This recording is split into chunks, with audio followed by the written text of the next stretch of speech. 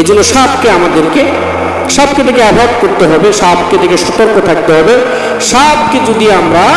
পারিবারিকভাবে কোনো স্থানে, বসবাসের স্থানে, বেডরুমে বা আমাদের টয়লেটে বা আমাদের কিচেন রুমে, যেখানে আমরা সাপকে দেখতে পাবো, বা আমাদের জঙ্গলে বা আমাদের রাস্তায় যেখানে পথচারীতে যদি আমরা সাপ দেখতে পাই, সেটা যদি মানুষের প্রাণহানির কাছাকাছি সেই সাপের বিবরণ হয়ে থাকে, তাহলে আমরা অতি দ্রুত গতিতে সেই সাপকে তাকে প্রাণহানির কাছাকাছি আমরা চলে যাব, সেটার পদক্ষেপ নিব ইনশাআল্লাহ। প্রিয় ভাইয়েরা আমার, তাছাড়া এখন বর্তমান জামানায় যে রাসেল ভাইপার এসেছে, এটা অত্যন্ত আমার জানা মতে এই রাসেল ভাইপার অন্যান্য আমাদের সামাজিকতার মধ্যে যে সাপগুলোকে বেসিক্যালি আমরা দেখতে পাই,